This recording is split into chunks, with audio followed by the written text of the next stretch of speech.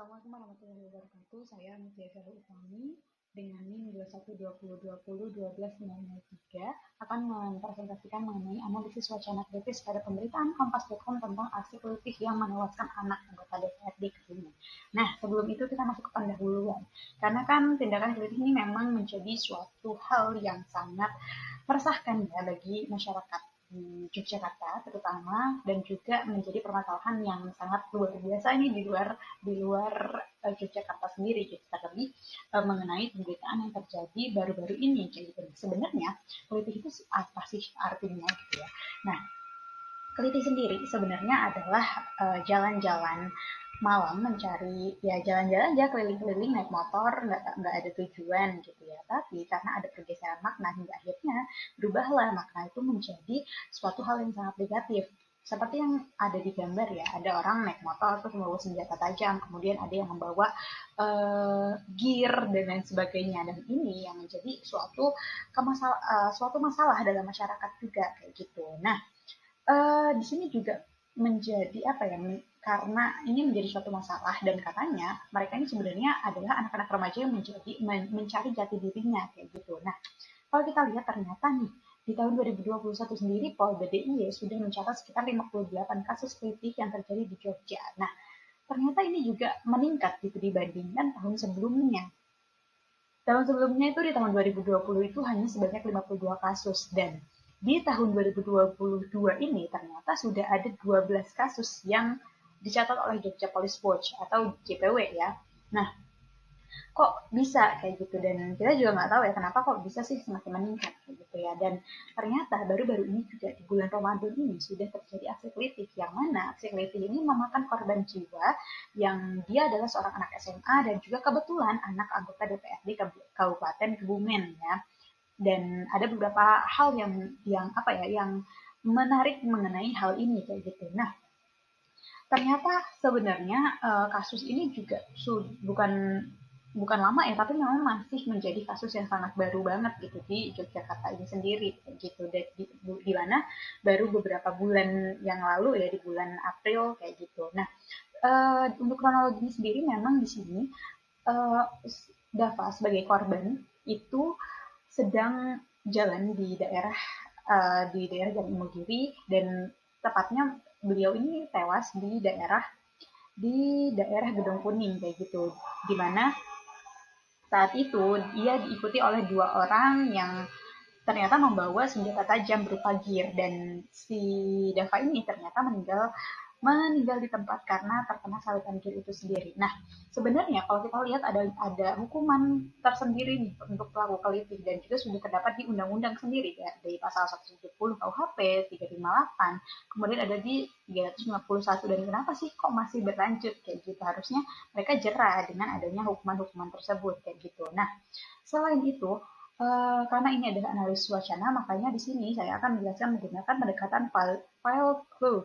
di mana di sini juga udah ada tiga pendekatan tersendiri kayak gitu ya. Nah, untuk yang pertama adalah di mikrostruktural, di mana untuk yang pendekatan mikrostruktural ini terdapat 3 alat yang menandai representasi mengenai tema kayak gitu. Di mana untuk yang pertama adalah kita lihat dari judul ya.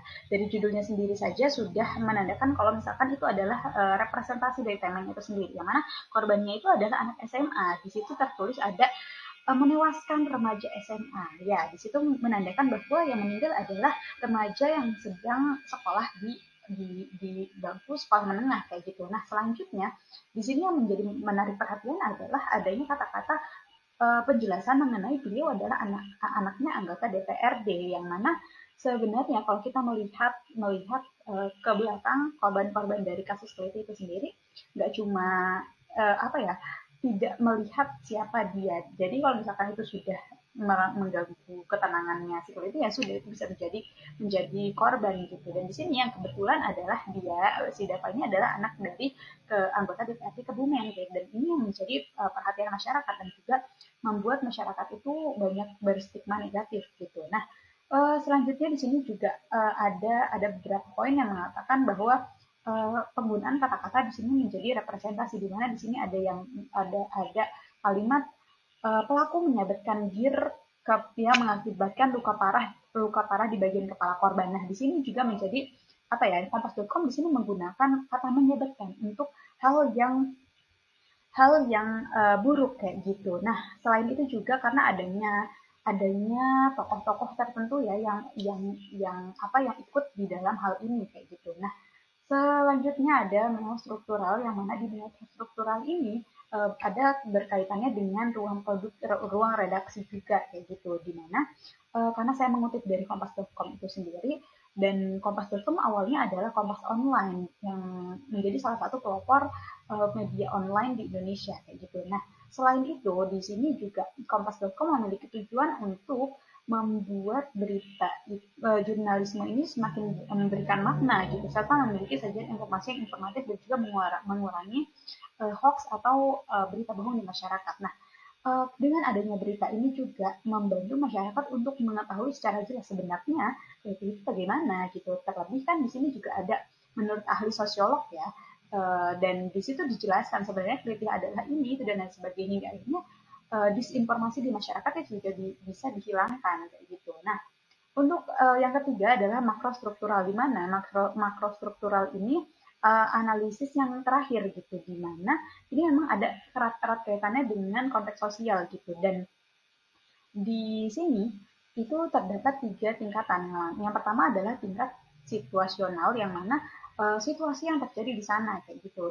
Di situ kritik yang terjadi di Jogja ini bisa memberikan perspektif lainnya, dan ini juga menjadi suatu perhatian di media sendiri, apalagi Kompas gitu. Nah, yang kedua adalah tingkatan institusional, yang mana di sini yang menjadi narasumber yang digunakan dalam pemberitaan kompas.com ini adalah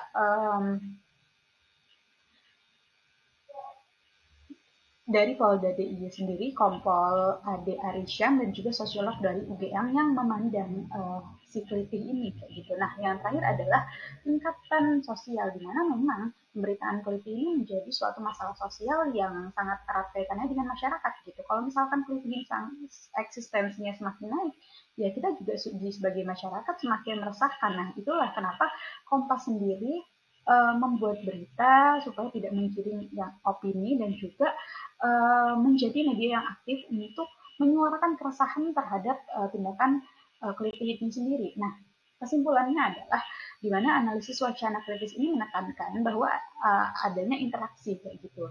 Terlebih terhadap Norman Felker sendiri berpendapat bahwa pemakaian bahasa dan tutur tulisan ini menjadi praktik sosial, di mana memang adanya keterkaitan antar peristiwa dan suatu realitas dan struktur sosial kayak gitu. Nah, selain itu juga Kompas.com di sini sebagai wacana, sebagai wadah juga ikut menyuarakan keresahannya terhadap tindakan tersebut. Jadi itulah tadi keterkaitannya mengenai analisis wacana yang diberitakan oleh Kompas.